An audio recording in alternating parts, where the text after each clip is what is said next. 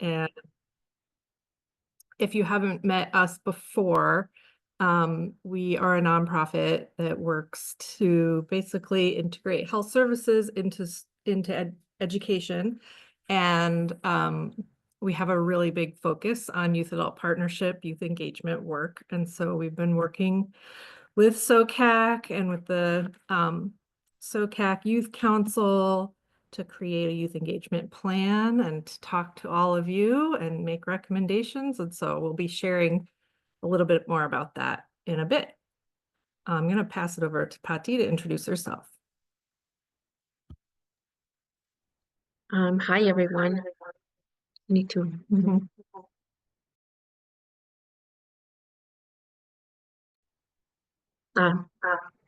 See. There's a little echo coming through, Patti. Yeah. It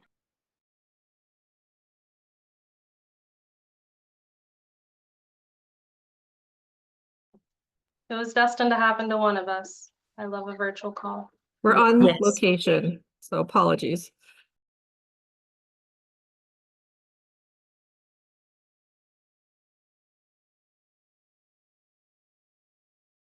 So, I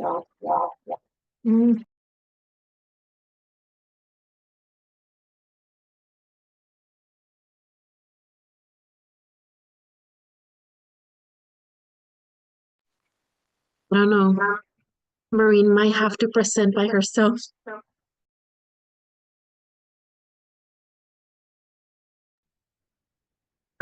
Okay, I think we figured it out.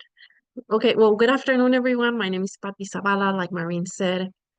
I'm the Youth Programs Manager with OSBHA, and I've been working alongside Maureen and working with SOCAC and meeting a lot of you and listening about the awesome work that you've been doing. So again, like Maureen said, our next hour and a half, we're gonna be kind of debriefing a lot of the work that we've done, a lot of what you've shared, and just again making sure that it's on point, that you agree, and that yeah, that we heard you correctly. So this is for today.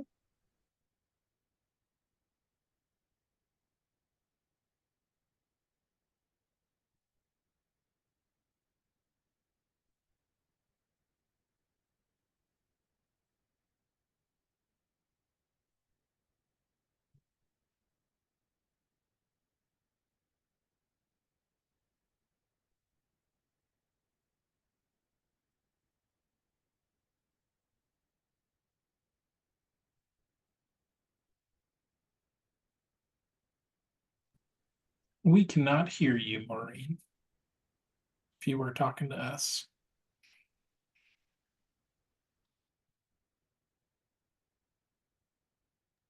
Sorry, Maureen, you're muted. Okay, I got it. Sorry, we're getting our situation worked out. As I said, we're on location. We're not in our usual spots. So I think we got it. So once again, welcome. And today our objectives are to review and analyze key data findings from when we all talk to you. We want to make sure that what we captured resonates, hear back from you, see if we missed anything, and then continue forward.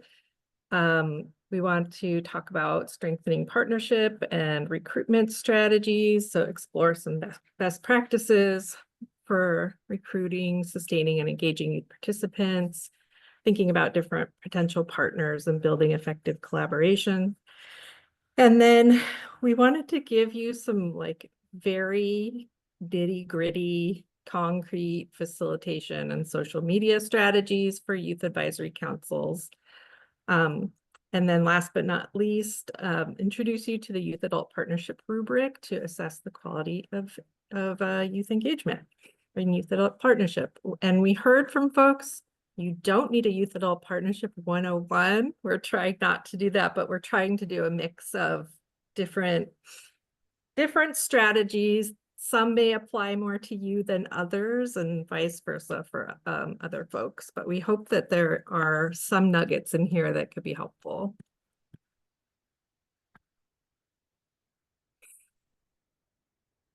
So we're going to start off with the summary, and I believe this is you, Patty. Just a summary, and then you take it on from there.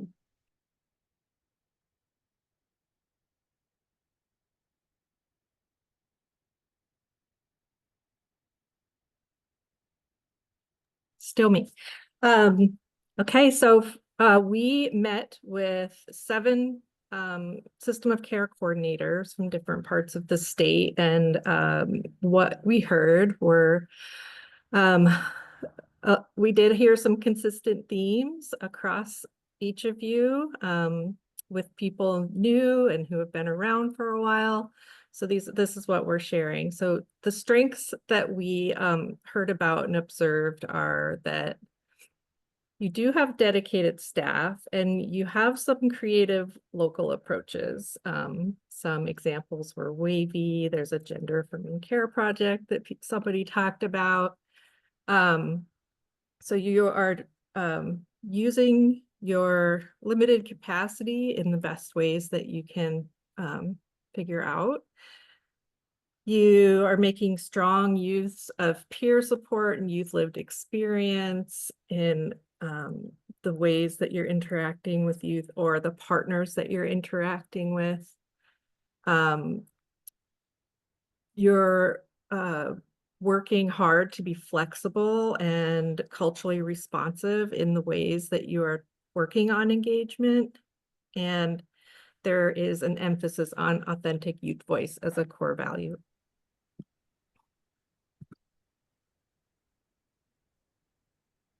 Some of the challenges we heard is that you all often operate with limited FTE. I don't remember anybody saying that it was like youth engagement was their full-time job. I think a lot of people said it was a very small part of a large number of overall tasks that had to be accomplished.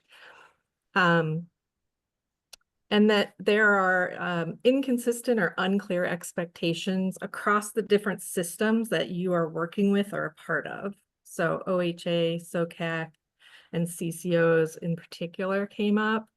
But just a recognition that you have expectations from multiple systems or agencies or partners that you're trying to balance. That youth engagement, youth and family, I think a lot of times people were talking about both, but in this case, youth engagement structures rely heavily on individual coordinator capacity.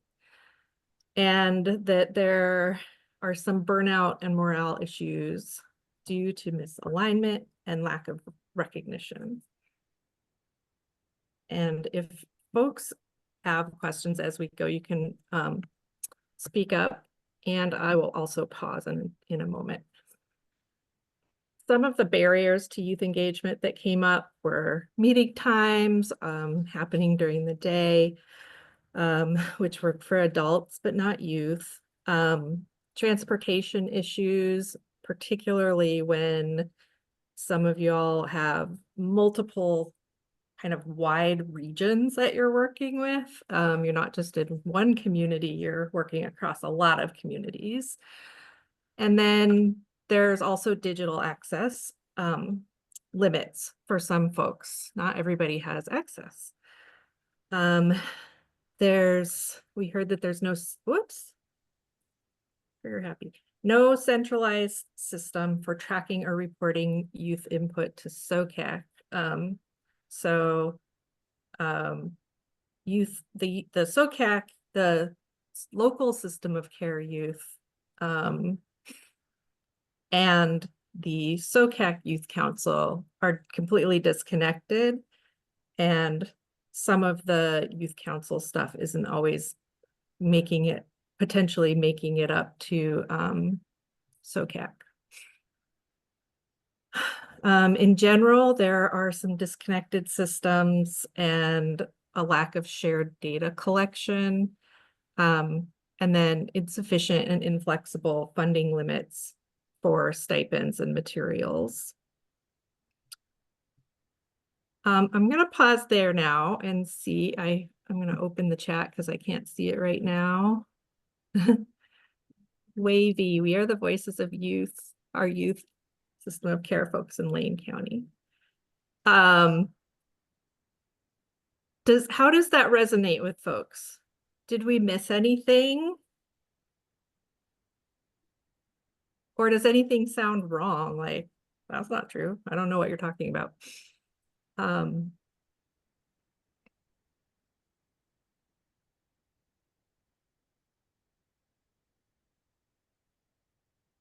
Rings a bell. Yeah. Well, if more things come up as we continue to go through, please let us know. We haven't finished our report that's going to be done after this yet. So there's still time to get stuff in, especially if you didn't have a chance to weigh in. So some recommendations that came up. Fund full-time youth and family engagement coordinators in each region. It's a very time-intensive activity to meaningfully engage youth and to meaningfully engage family. There's really a lot of support that youth and families may need, particularly if they have complex lives and backgrounds.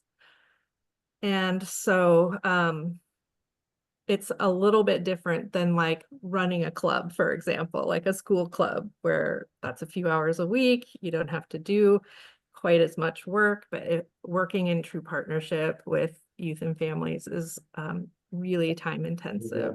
House, then I'll be back and be a participant for The next recommendation, create a statewide toolkit and shared outreach materials. A lot of folks have the same needs for communication materials, outreach materials, recruitment, maybe some marketing materials, and that folks talked about, really time and sometimes skills are a barrier to creating all of that, each individually one at a time, but that if there were templates or materials that are customizable, available, that folks could use those. Another recommendation would be support regional networks of youth councils with paths to influence SOCAC. And this came up where, a lot of folks were really talking about there are youth councils happening in my area. It doesn't always feel right that we reinvent the wheel and we try to make another one when this group has one and that group has one. Could we instead work together with different partners and have these regional networks where youth can come together and talk about the systems that they're working within. Accept diverse engagement formats. Some folks need to engage via text, drop-in, project-based came up. So rather than having like, you need to participate, you need to come to 12 meetings a year, and they're for 1 hour at 2 o'clock every Thursday. Maybe if youth could participate for a limited time on a very specific project, then you may have youth that are less likely to burn out or ghost at some point because they have this fixed task and then they know they're done. And then they might be able to come back for a different project later. So there are different options for engaging youth that don't necessarily need to involve really constant engagement. Whoops. And then align roles and expectations across state and local partners. I think especially with the CCOs and system of care, SOCAC, OHA. What are the expectations? What does that look like? And what kind of support is coming from those organizations? And with other partners as well, what kind of work are they doing with youth councils or youth engagement, and what are their goals and expectations, and how can we align? Some of the training needs that came up were kind of youth adult partnership, but I think a little deeper than, just the youth adult partnership model and the flower model that you all adopted I know there's that as well, but I think it goes a little beyond that, and people kind of want to know more concretely, what does that look like on the ground and how do we do it? And shared decision-making models as well. So those are ways to balance the power between youth and adults, or even between anybody in the room. Folks with marginalized identities, folks that are used to having power. Sometimes, as we know, we can forget, like I can forget, I'm the facilitator today, I have a lot of power. And so that's something that we need to acknowledge and remember when we're having these partnership activities. Ways of facilitating trauma-informed inclusive engagement spaces. And then how to make some of the practical tools, the digital forms, the flyers, data tracking, social media, ways of coordinating with school-based health centers, community advisory councils, the wraparound service folks in different organizations. How can we coordinate with those and really use our time and resources effectively? And then strategies for sustaining youth participation and onboarding youth, which is, a constant struggle, as youth only are around for a short time. So you're always having to recruit, onboard, and sustain.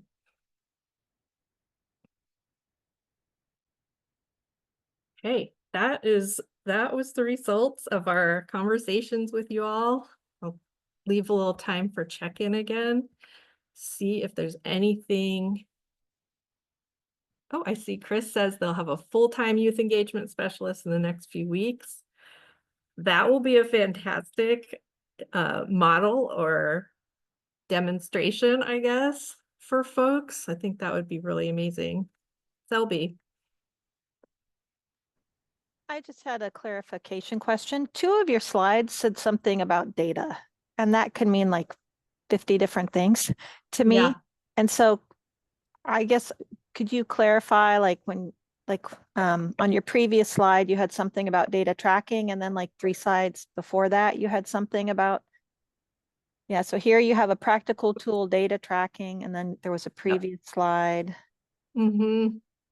Again, well, Let me see. no, if Oh, you that go up was to one of your the previous even, yeah, here, disconnected shared data systems, lack of collection. shared data collection. So I guess I'm curious about what data collection and what data tracking, because when I think of tracking, like how youth are engaging with my system of care, like that might be different than if I'm thinking about like youth engagement with systems. And so I'm getting a little tied up here. Yeah, I think we were thinking about, so disconnected systems, one of the things that we realized is that if any of the systems are collecting their own barrier data, nobody knows about it. So it sounds like they're not. And so, how is stuff that's coming up within the system making it to SOCAC or to the local systems of care? And it seems like they're not. And so it's really reliant on case manager contacting you or recommending that a youth or family member does. And there's a lot of like self-initiation that folks have to take to get a barrier heard, it sounds like. And then the lack of shared data collection, that one was more focused on the data collection around engagement. And, we heard folks don't want to super detailed have, tracking, reporting, all of that would be really administratively burdensome given the lack of capacity that you already have to do youth engagement work. But it also is really hard to tell like who's doing what as far as youth engagement and what it looks like in the different areas. Whoops. Other thoughts or questions? I really appreciate that you all took the time to do this. Now that we have all of this information and it does look like we need some support, what can we do with this information? This information will be provided to the SOCAC staff, and I know that well, we're making a youth engagement work plan. And we met with the youth council to help with that, to work with us on that. And so we'll be presenting that to the youth council. They will be giving us feedback, and the staff will be getting this information and incorporating it into strategic planning is my understanding. But Joylene, if there's something different, let me know. Yeah, exactly that. So our strategic plan that we're actively building, we are having a youth action party where the youth are coming together and co-creating strategies this Friday. Small plug, if you have youth, it's on our website. But beyond that, we are also going to be incorporating all of this information into that strategic planning work. If it fits there as a recommendation, that's where it will land. If it lands, honestly, just on my plate as a task or something we need to figure out how to contract for or navigate loopholes around, that I'm going to be spending quite a bit of time with this data to figure out what happens next. Does that answer your question, Nick? That does. Thank you.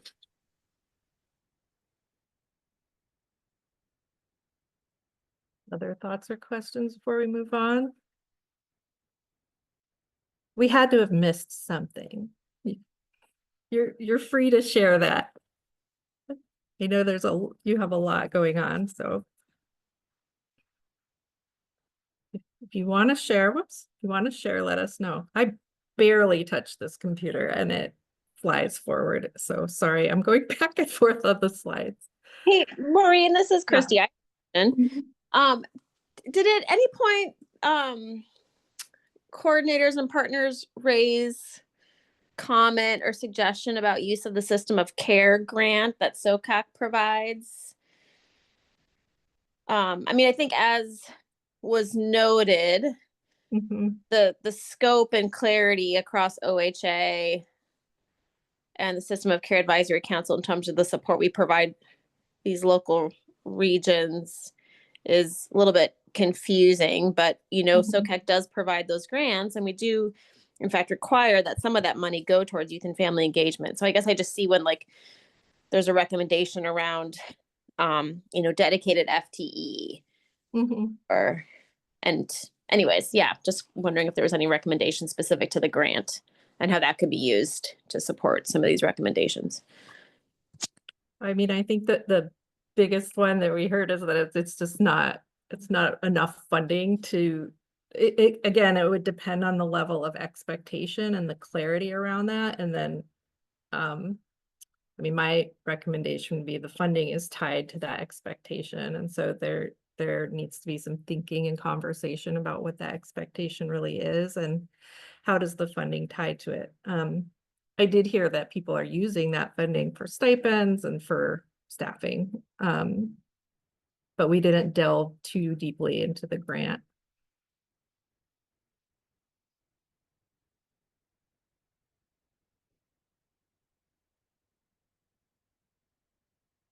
And I see there's something in the chat, so I'm gonna make sure. Selby says, part of my current grant is slated to fund community engagement interns. 500 hours, which will be great, but is also time limited. Yeah. And that's what we do is we fund youth interns that work with our organization. And we have 6 interns a year that work with us. We also have a student health advocates group, and 2 of our youth interns that work with our team co-facilitate the student health advocate group with our youth engagement specialist. So they work with the adult to plan the agendas, and then they facilitate the meetings. They get to learn how to do facilitation and all of those things. And I will say that takes a huge amount of staff time to support that model, but I'm just sharing it as a way of thinking about how to really work with youth deeply. But we have a full-time youth engagement specialist in our organization, so that's how we're able to do it, as well as a youth partnership manager. Okay, we're going to move into partnership and recruitment, and I'm going to hand it over to Patti.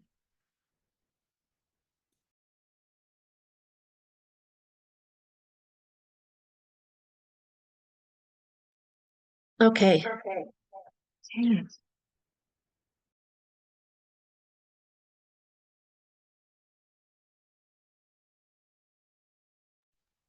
Okay, I think we're back on. I'm back on. So part of the conversation that we had again with the coordinators, we heard about this idea of maximizing capacity and finding ways to, maximize capacity. So in the next few slides, once we get them back on, we're going to be sharing some recommendations on our end that we came up with. Some of them kind of tied to what we heard from you all. So it's not recreating the wheel, right? We as OSBHA, as part of our contract with SOCAC, created a map to identify partners across the state that are doing youth advocacy.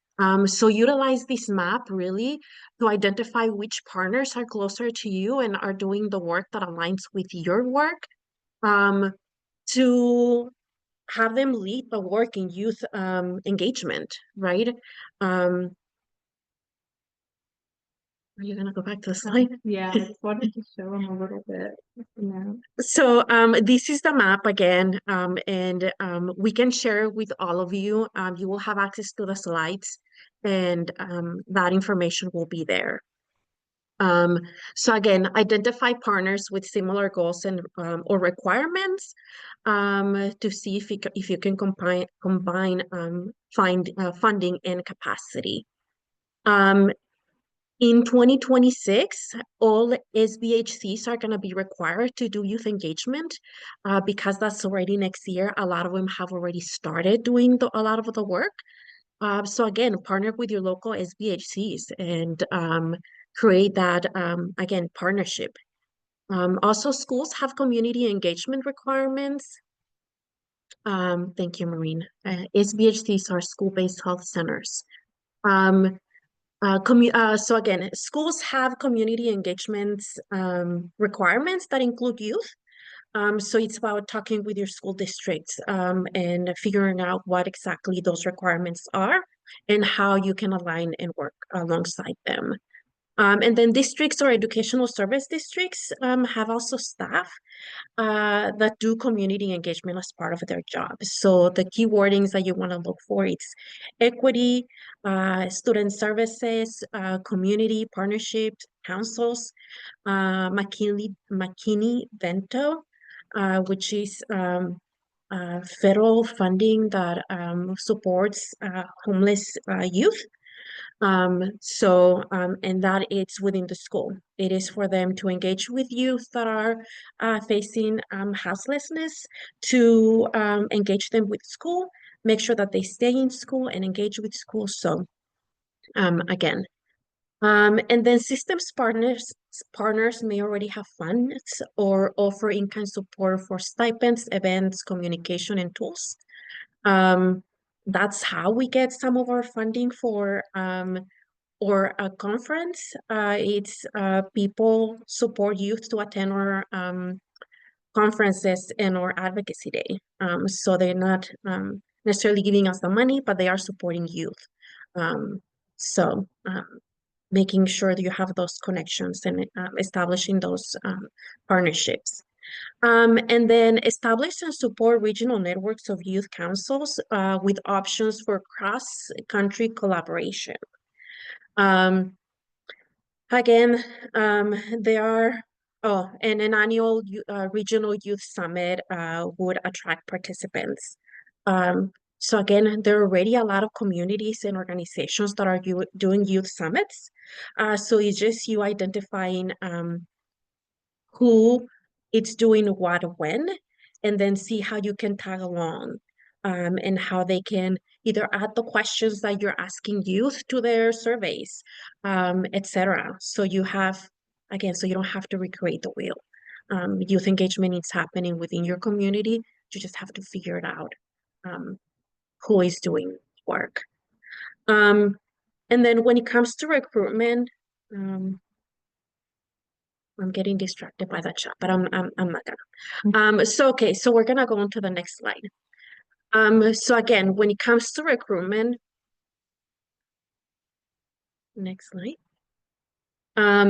We have again leveraging existing networks, right? So like partnering with 4-H clubs, FFA chapters, rural extension programs, and youth-based youth groups that are already, again, meeting at an established time and date.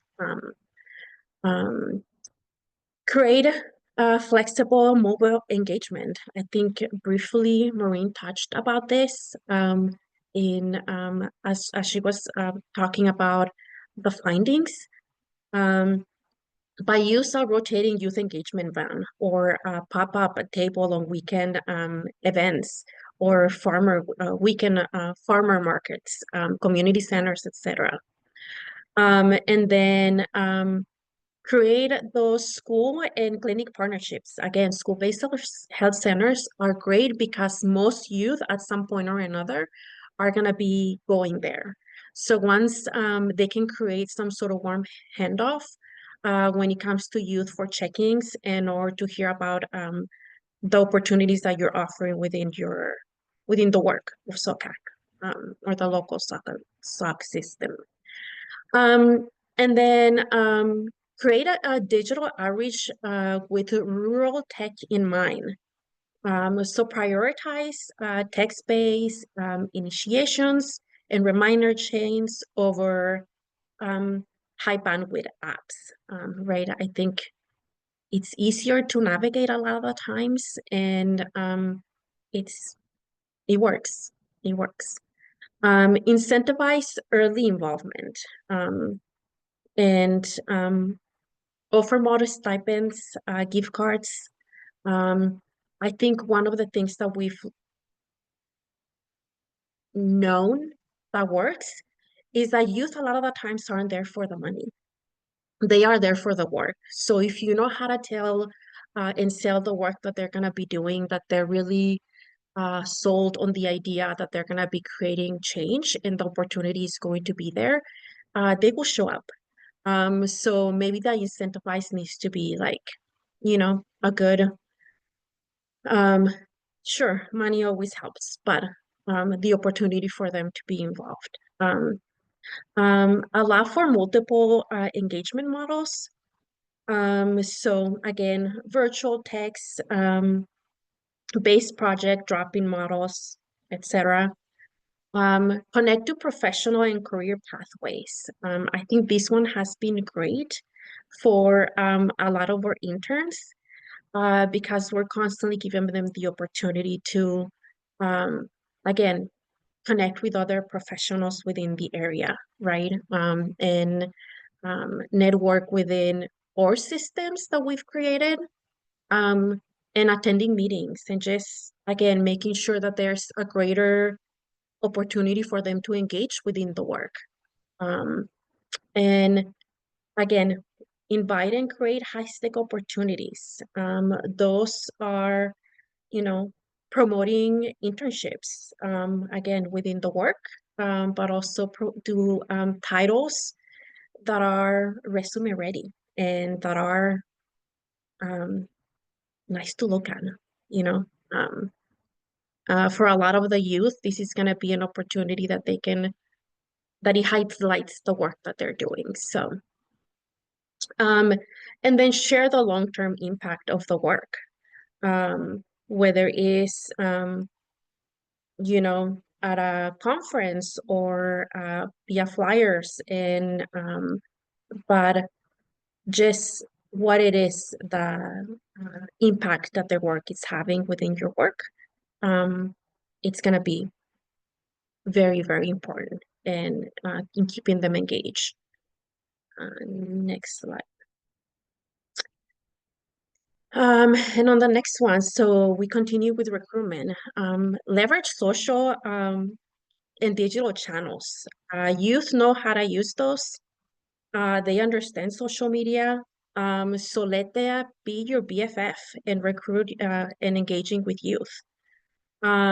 Create youth-led social accounts. Those are great. And you can even create an initiative where for the weekend of, or the week of, May 30th to June something, youth are gonna take over. So it's a whole social media campaign on youth taking over your social media accounts, and have them engage. Use a QR code to fast track. So put it in posters, and just it's a great way to create signups and just gather information. Really, even a quick survey on a QR code, it can give you a lot of information. Do field and community trips. I know that money a lot of the times it's not there, and if you want to engage with youth, you have to follow them where they are, and where they want to go. So you can do inspiration excursion or offer small group trips like clinic tours, state house visits, and tie it with a specific project that you're doing. So those are great too. Pop-up info booths. And again, this could be a farmer markets. This could be at school club signups, just where you offer information. Maureen also touched on this one, and very important, warm and inclusive onboarding. This is your opportunity to really get them in the door. And this is the first time that they will hear about the work and they will get to meet you. So a dedicated hour and a half just going with the work and the responsibilities that they'll be having. And yeah. In a restorative pre-initiation circle, this one is highly, highly important, and I really encourage it just because it gives the youth the opportunity for them to really meet you on a one-on-one with other youth, where there's no agenda other than we're just gonna introduce you to one another. This is what we do. This has been my experience. So again, this could be a 15-minute welcome circle with an icebreaker, where you highlight the, maybe the group agreements, but other than that, there is no agenda. You just want youth to get to know each other and for them to learn about the work. And again, give them a title that resonates. So other than just saying a youth member, you could go with a youth policy fellow, or a youth barrier solver, or a youth engagement ambassador. I think those sound cooler. I just wanted to pop in and say that a number of these came from the youth the youth council, the SOCAC Youth Council. So I just wanted to share, these are not just, I mean, we have found these to be effective in the work we do as well, but these came from youth directly.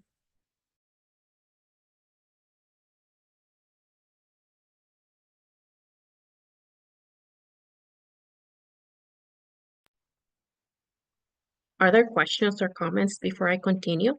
I know that there's a lot of information here, and again, you will have access to all of this for you to review at a slower pace, and obviously Maureen and I will be available for questions if once you review these.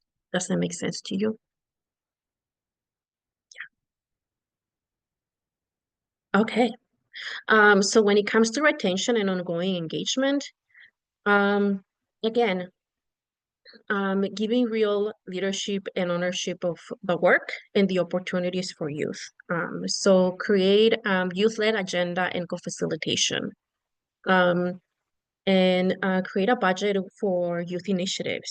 So allocating a small amount of discretionary funds that youth can propose a project for, and manage from planning to wrap from beginning to the end. Right. What's going on? And then and adaptive varied participation models. So again, we've mentioned this a couple of times, the project versus time-based roles. Those are important of giving them the opportunity, but also the options in how they can better engage. And rotating attendance and breaks. Publish a flexible calendar with like major annual retreats or dates and mini workshops, and then allowing for the rest to be flexible. And know that just because you have an agenda that you will be sticking with it. That's another thing about being flexible, especially working with youth, but the agenda not always gets covered. So knowing that goes a long way. I think I have a couple of gray hairs just learning that lesson. So, and then peer mentoring, mentors and buddy systems, especially when you're working with a lot of adults and youth, creating cross-generational pairs works great. And it creates a huge impact in the how the youth and the adult see the role and the work that they're doing along one another. So, and I don't know about you, but I can always use a mentor, even of my 40 years old, 43. And create co-work sessions with youth, where youth and adults troubleshoot real challenges together, combining social time with action planning, right? And then the last one on this slide, the culture of appreciation and celebration, formal recognition pathways. So create a graduation and alumni program or a fellows program, right? I was a fellow at SOCAC, so it just sounds cool and I want to be there. And then create regular celebrations. Plan a small growth parties or pizza nights or movie outings whenever there's a milestone that it's hit, or just when morale and just networking and touching in with people on a real outside of the work. It's great, right? A lot of the times we just need that connection, the human connection. So creating those. And then next slide. Provide resume and skill building supports. And this is, again, a lot of these are from SOCAC Youth. So create a day for creating a resume, or create a resume toolkit where youth can learn how to modify it and create their own resume. Create microcredit certifications. And those can take, facilitation fundamentals or advocacy 101. Those are micro-credentials that you can create, that you can partner with other organizations, etc. So, and then create feedback loops and decision scope clarity. So show the impact of youth voice. At each meeting, map one decision back to the rubric or prior youth input and how that is moving along. And also create a clarified sphere of influence.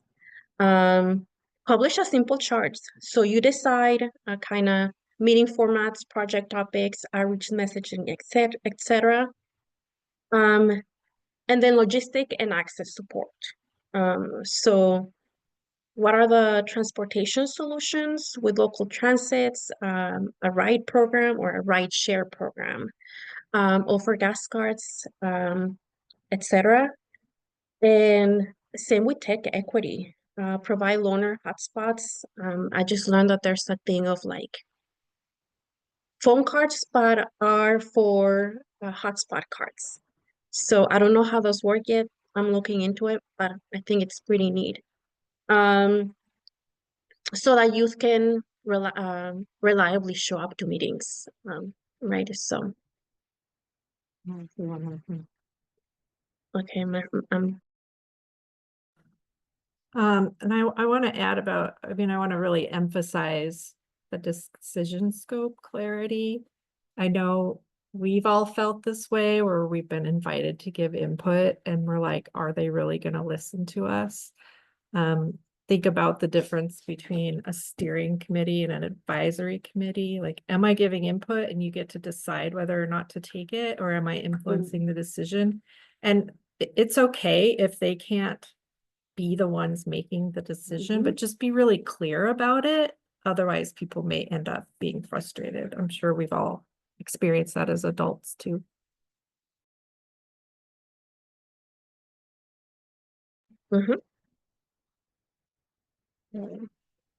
All right.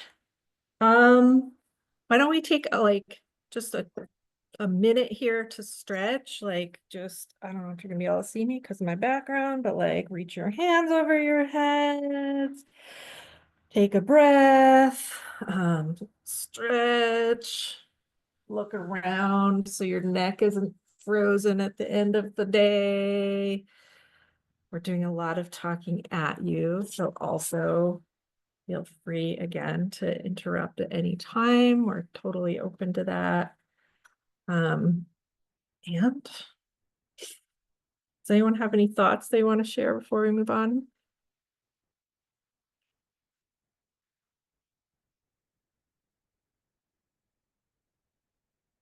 Or are you like, get this over with? Okay, we're gonna move on to enhancing youth engagement practices and evaluation. Okay, this gets really concrete. I hope that it's not too simple for you, but we have found when we are coaching the YAC coordinators for school-based health centers that this is the meat that they actually have wanted. So let us know if this is not doing it for you, but we're gonna give you facilitation techniques that we have found work really well to sort of balance that power between youth and adults. It is really hard. I am a person that likes to talk a lot in meetings. It's hard for me not to. So some of these facilitation techniques check me. And so, there are always going to be people in the meetings that are like that. And then, of course, there are always the people who don't say a single word the whole time. And then every once in a while, you ask them to say something and they say something incredibly profound and impactful. And you're like, I wish I could get into their brain a little bit more. Some of these techniques hopefully do that. So general tips, share the agenda ahead of time. You can give people assignments. You don't have to do everything. So if you're like, I have a hard time typing notes and also facilitating and also sharing the slides, and I can't monitor the chat at the same time, assign other people that are in the meeting to do that. Perfectly fine. When youth have, or adults have that job, then they're going to be more engaged just because they have to be. Connect and build relationships. So we almost always kick off with an icebreaker or a check-in. Actually, I'm kind of surprised that we didn't do that today. We didn't have enough time, but even if you don't have time, because there are tons of people, you know, you can do it via chat. But we always, in our meetings, we always allow catch-up time in the beginning. Like we probably chat for the first 20 minutes of our staff meeting, and we make the staff meeting longer for that reason, because we're entirely virtual for the most part. So if you are having all virtual meetings, there still need to be some relationship building activities that happen. You can use breakout rooms are really great for this. You could have a breakout room every single meeting that's only 5 minutes of people introducing themselves. And then after people are meeting consistently, you really start to get to know them, and you know, like, we have the same kind of dog and aren't they goofy or whatever. And it just makes it easier to interact and have some of the harder conversations that need to happen. Do things that are engaging. So polls can happen. Brainstorming with different tools. We love Mural. It generally people can learn it pretty quickly, and sometimes if we're just using Mural with a group for the first time, we will have the icebreaker be using Mural so they can be figuring it out for something that doesn't matter. But I think there are other sticky note type tools that are like that people can use now that Jamboard has gone away. People can co-edit documents via Google Docs or other tools, use lots of visuals. The sticky note tools, if you're in person, sticky notes are a go-to. I have them with me at all times. I literally carry sticky notes in my purse, because you never know when you're gonna need them. Hands-on creative activities.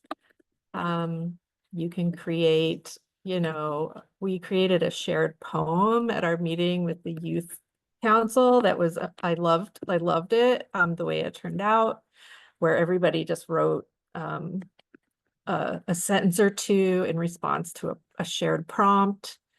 And then, of course, try to schedule breaks. And then empowering youth to really be a part of a meaningful part of the work. So invite them to co-lead. We already talked about publicly recognizing their contributions, but really drawing them in. And so some of these facilitation techniques, we have taught them to youth and to adults, and youth can facilitate the meetings. Like, you all don't have to facilitate every single meeting or every single part of the meeting. So we've had youth learn one of these techniques, and then in the meeting, when we do that one technique, they are the ones that do it, but they don't have to facilitate the whole meeting because maybe that's going to stress them out too much, but they can do a part of it. Things like that. Okay, so this is here mostly for you to have in writing. But this was one of the things, again, the school-based health centers really wanted was a sample 30-minute agenda, because they're like, we have to meet at lunch and we have to cram all this stuff in, and how are we supposed to get all of the, how are we supposed to build relationship and accomplish something and get them back to class or whatever. So you may also have somebody, you know, half the team shows up late, and then, you know, half of them leave early. So in reality, you really end up with a half an hour of your meeting. So having a 30-minute agenda is helpful. So we just have, again, the quick icebreaker in the beginning, the updates and announcements that you have to do, review, like, did we get this stuff done? What are we going to do that? And then do just one focus activity. Like, so I can imagine if you're focused on, you just learned about a barrier that somebody brought to your attention and you want to see if other youth are experiencing it. Then you might take 15 minutes and have people do one of the following activities that will come up next, and you're done. And then you do wrap up and you decide, what are we going to do next time? Who's going to facilitate? Does anyone want to do the rose thorn bud next time? And then they go. And obviously for longer meetings, you can adjust this. Okay, so this is one of the sticky note techniques that I love. This one. You can get a ton of information with one tool. So this is called What's on Your Radar, and you can find out what are folks thinking. This is especially nice when people are in different areas, like different towns or regions, and you want to see if things are coming up consistently, and you can prioritize at the same time. So you ask folks, you choose your categories. This particular question, what might you serve for Thanksgiving dinner? You break it into sections. So carbs, dessert, I can't see past the Zoom thing here, mains and sides.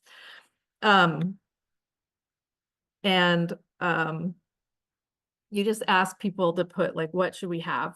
And they can start off and randomly put their sticky notes in each corner.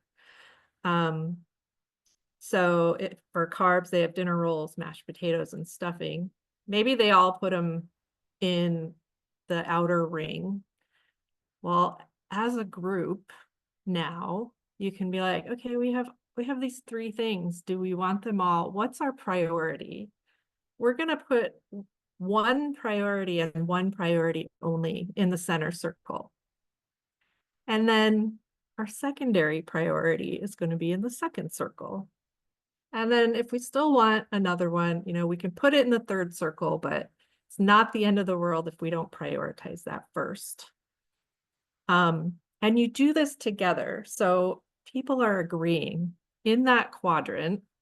Do we all agree that stuffing is our priority? And you discuss why or why not, until you come to consensus. And this is a great way to, first, everyone quietly writes on their sticky note, puts it up. They share what they put up. So you hear from everybody equally. Nobody's dominating at that time. And then at the end, that point of coming to consensus about what the priority is, you are hearing everybody's deeper thinking about the things that they put down. So this, obviously, if it's Thanksgiving dinner, this can be really quick, but this could be probably a 30 to 60-minute activity, depending on how important the topic is, and how many people you have. And this template is on Mural, that tool that I mentioned, MURAL. Rose thorn bud, this one's a little more commonly used, I think. The rose is just what went well, the thorn, what needs improvement, and the bud, ideas for how to make improvements. We give 5 minutes for each. You can give 2 minutes for each. People just write one idea per sticky note, put it in the rose, then 2 more minutes, one idea per sticky note, and then same thing, everybody goes through and says what they wrote. And that, again, keeps somebody from dominating where one person says, the food sucked, and then everyone starts piling on them. They're like, yeah, it did suck. I really wanted this other thing. Why didn't we get pizza or whatever? You're getting each person's individual thoughts, not influenced by everybody else's. And that's the beauty of the sticky note.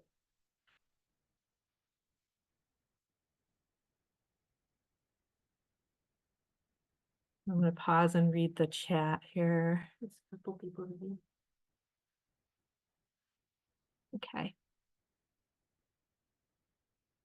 Experience diagramming. This one is really fun. I think I can take these off now. This one's really fun, actually. If you have something like, I made up an experience for visiting a clinic, okay? So, or visiting a caseworker is what it was. So, you can have somebody diagram what their day was like, and you can see, like, before they even arrived at the appointment or whatever, all the things that happened. This is really simple, but you can make it be very detailed. So above the horizontal line, people will write the positive aspect of the experience. What happened positively in this time period? So that horizontal line is time. You can make the time be whatever you want. It can be 9 a.m. on the left and 3 p.m. on the right, or it can be, you know, a whole week, whatever you want it to be. Then below the line are the negative aspects of that experience. So this person, you know, if it's 9 a.m., they had to get up and ride the bus. And they started off the day, the bus was crowded, it smelled bad, somebody on there smelled bad. It was just not a good way to start the day. So that was negative. But then they got to their location, they got to the place where the appointment was, and they saw their friend, and their friend was like, hey, gave him a hug. That was a highlight. That was something really positive. But because the bus was late, they arrived late for their appointment. The receptionist was rude. They were like, you're 5 minutes late. But then they went into the appointment, learned they were next on a housing wait list. That's great. And then they scheduled their next appointment, which was pretty close to neutral. So this is a really great way to find out what someone's life is like outside of the experience with you. So, I mean, that's one way to use it. So if your meeting is the end point of time, what were all the things that person experienced before they got to your meeting, and how might your meeting look different if you knew? And this is a really nice way to build empathy, to help you create a trauma-informed environment because you have that empathy. Or it can be a really great way to examine a service delivery location and what it's like for them. You can have this experience diagram be, the beginning is, you know, when they got to the counselor's office all the way through until they left, and they can diagram in great detail what happened. So really great ways to dig into maybe some of those barriers that are coming up in a way that is kind of thoughtful and thought-provoking. Okay, visualize the vote. This is simply means that you all vote at the same time. So that sounds so basic, but have you ever been in one of those meetings where you're supposed to be prioritizing by putting dots on sticky notes, and you are waiting and you see that there are 10 sticky notes on the yellow sticky and none on the blue sticky, and you were going to put yours on the blue sticky, but then you're like, it's not going to count. My vote's not going to count now. If you have everybody vote at the same time, that eliminates some of that influence again, so you can actually see what people are thinking about. So it's a really great way to, again, balance that power. Sometimes somebody will watch the, the director in the room and where they put their dot, and then they're like, I'm gonna put my dot there. We don't want to do that. We're trying to balance the power here. So having everybody vote at exactly the same time is really helpful. So you can do that on again, on Mural, on polls. It's nice on Zoom that you can't see what everybody puts until you release the poll. And then you see it in person. You literally say, we're gonna put our dots up at the count of 3. Everybody choose what you're gonna put your dot on. 1, 2, 3, dot.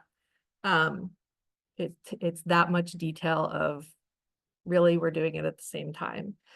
So that's visualize the vote. Quite basic, but really helpful. And I think you probably all know Fist of 5, because I think the main SOCAT group, I think I've seen using this, maybe, possibly. But if you don't know it, you can have people in a room, you can have people use their hand to indicate where they're standing on a vote. If you're online, you can either have people hold their hand up, or you can have, most people like to type the number in the chat. And it's nice to have this diagram handy when you're doing visualize the vote, so that you can explain what it means. The fist is no way I'll block this, all the way up to, let's see, if there's a 1 or a 2, you're still going to talk about it. If there's a 3, you may want to talk afterwards, but we're going to move forward. 4 and 5, yes, we're definitely moving forward. So that one's more commonly used to reach consensus. Where are we here? Okay, social media. Some of you all wanted some of this information. I think we're gonna burn through it pretty quickly. Is this you or me? Okay, I'll hand it to Patti.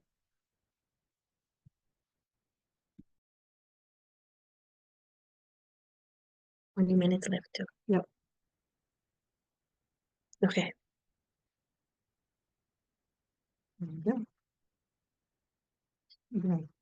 And so again, I think a lot of this information, it's quite well known. Next slide, Marine, please. Thank you. Okay, so why social media? I think we know that youth love to use social media and Instagram and TikTok on the daily. Okay, not Facebook for some reason. Facebook is for older adults. That would be me. And my parents. Again, social media is going to be the best way for you to engage with youth and to have that constant communication with them. So it's a great way for visual and quick content that matches short attention spans, right? I know that I cannot watch a 30-minute video, so a 30-second one works great, especially if it involves cats, okay? And then it encourages peer-to-peer sharing and a viral reach, so you have a wider audience. So again, the goal of social media is to create a fun, informative, and interactive content to make education feel social, not necessarily formal. And then I will go into the next slide, just talking a little bit about the specific strategies for specific platforms. So for Instagram, this is a sample that one of our youth created for social media. You can use reels and stories for polls. You can do questions and answers, and you can do myth busting. And these are again 30 to 15 to 30-second stories and reels that you can engage, and the people can give you answers on the go, fly really fast. Again, you can partner with youth influencers for credibility. And like I mentioned before, you can actually share and do a campaign for youth to take over your Instagram for a week or a month, and see what they come up with. It's been quite successful with us. And it gives you the opportunity to create a consistent visual brand and a content schedule. Especially if you're creating other platforms or using other platforms, you can share all of the stuff that is being created, not just create one for each, but one for all of them, and just tweak it to meet the requirements for each platform. Next slide. So TikTok, I'm not a TikTok user, but I've heard it's really fun. So in TikTok, you can create fun, reliable videos on health topics, or any topic that you choose, really. You can jump on trends to stay relevant, and create more engagement. You can use duets and challenges to boost participation. Again, these are all tools that you can use in TikTok. So again, don't know much about it. And then Canva. Canva has been great for us, just because it's the one platform where we can create a lot of our information.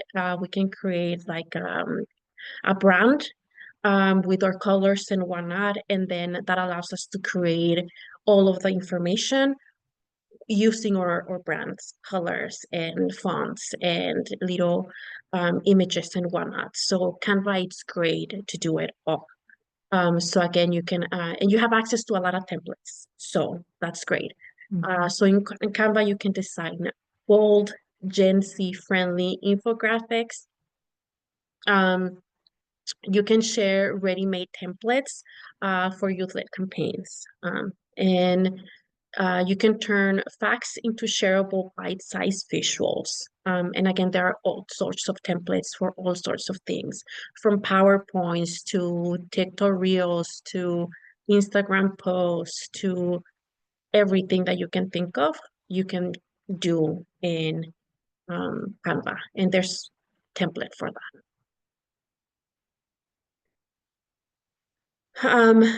And then again, when it comes to social media and online platforms, for best practices, involve youth in content creation for authenticity. I won't pretend to be a youth because it's been a long time since I've been one, but I do have access to youth, right, through work, that know this in and out.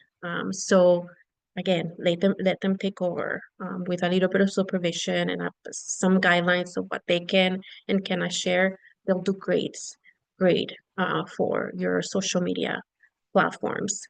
And cross post across platforms. Again, Instagram, TikTok, Canva graphics, you can all interchange and cross post.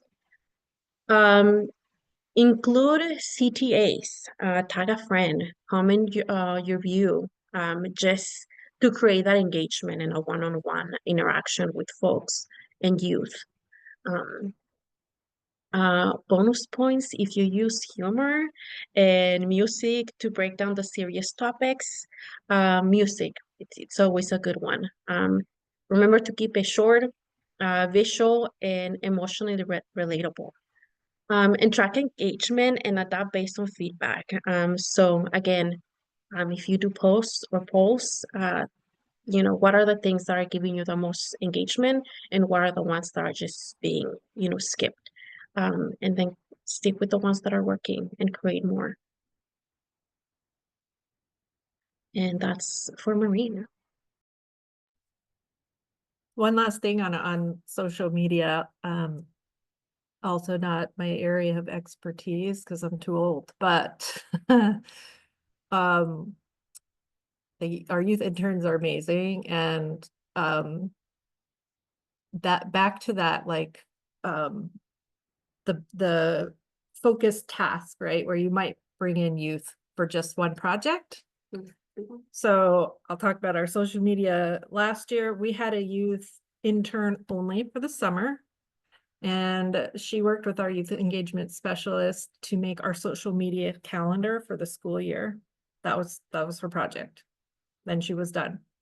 Then we had different youth come and work with us during the school year.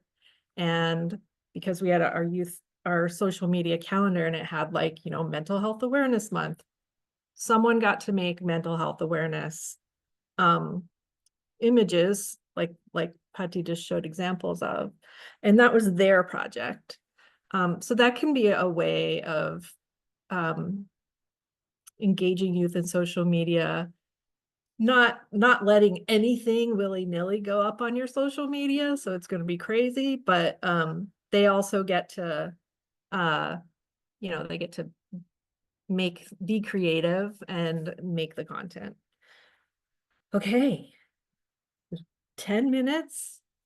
This is going to be fast because we're not going to go through this in detail, but how do you measure youth engagement? How do you know if you're doing a good job? How do you know if your partners are doing a good job or your contractors are doing a good job if you're doing that? This is my favorite tool personally, the Youth Adult Partnership rubric.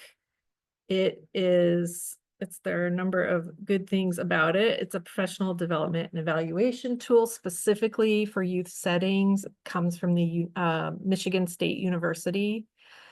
And it measures 4 dimensions of youth adult partnership: authentic decision-making, natural mentors, reciprocity, community connectedness.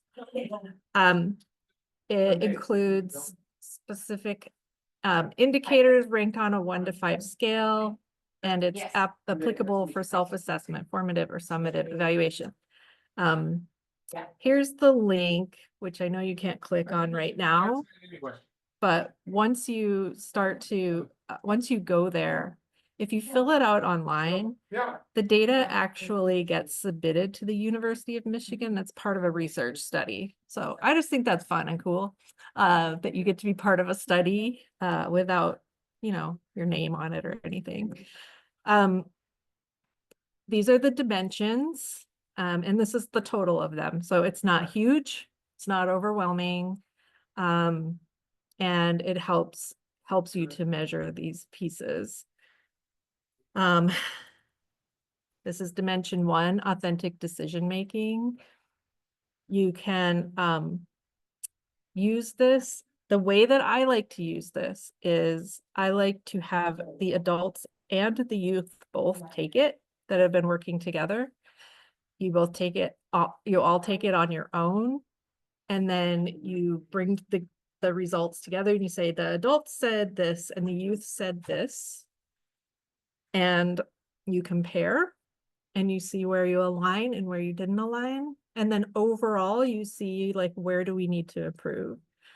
And I really like the rubric format, because it is less of a, like, we just completely are terrible, and more of a, okay, some of these things we're doing pretty well and some we're not. So sometimes you can get a 3 and somebody might say, well, you know, we have some of the aspects of 5, but not all of them. So I put a 3 or a 4, and you can have those conversations and really identify what you need to improve on, and then figure out how to do that collectively together. I just said all that, I think. So you can also share the findings with stakeholders and partners. You know, if you're applying for funding, you can be like, we got all 3s, we want to have 5s, and this is why we're asking for money. Or if you get all 5s, you're like, we're doing an amazing job, you should keep funding us, right? So you can use this in a bunch of different ways. The benefit is that it standardizes how to measure youth engagement. So if you want to have a standard across all of your different regions, you can have that.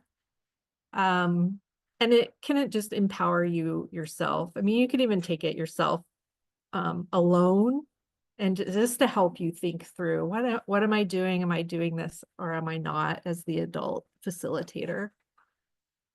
If you are contracting with somebody else and you want to know how they're doing, you can ask the youth to participate in the rubric, or the youth and the adults together to do it.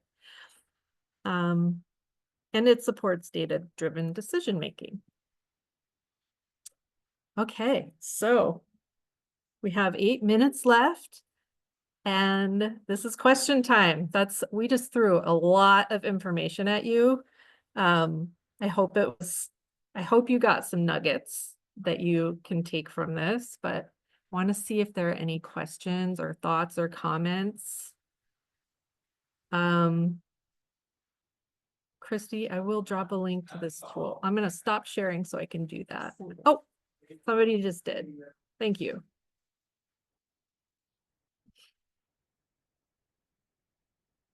So the link is in the chat. All right.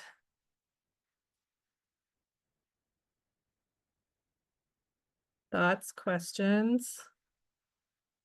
If there are youth in the room, I would love to hear from you if you feel comfortable.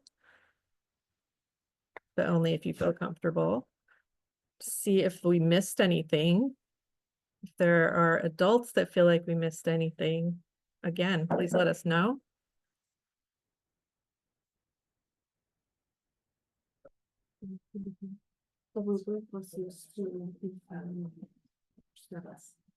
Oh yeah, should mention the rubric was used to inform the surveys that we sent you all. So it might look familiar, some of those pieces.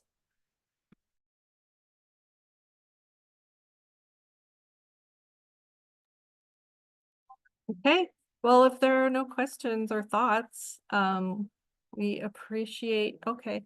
Wait, there's a comment from Jesus. One thing I would add in terms of incentives, some schools will take community service hours as credits.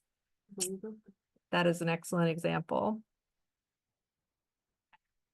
We actually had for our youth advocacy summit, there was a class in one of the Portland schools that got credit for coming because it was a civic engagement class. So something to investigate. In Independence in Polk County, the Central High School has a class called Power Peers, and it's not really the same as a leadership class. It's more like it's a class that sort of informs the school of things. So they'll make videos, they'll read the morning announcements. They also do projects, and they also act as the Youth Action Council for the school-based health center, and they get credit for that. The things to explore, you may not have that right now, but it had to get started somehow. So thanks for that example. That's exactly right, Jesus. Okay, well, I think we're gonna let you all go. Thanks so much for your attention. And For me, we sorry, will Maureen. be, well, the slides are already attached to the invitation, the meeting invitation. Go ahead, Joylene. I just wanted to know, as a humble observer, what is your contact information? If there are youth in the room or coordinators that want to reach out before your contract with us is up and add, how can they do that?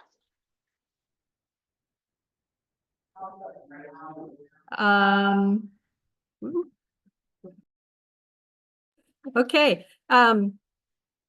I will put our emails in the chat. And I will encourage you to not burden Joylene, but if you lose our email, she has it too. And Christy does too. But feel free to reach out and we can give you any other info we have. Thank you, Maureen. I Thank hope you, you all have a great Kathy. evening. Thank you, everyone. Bye-bye.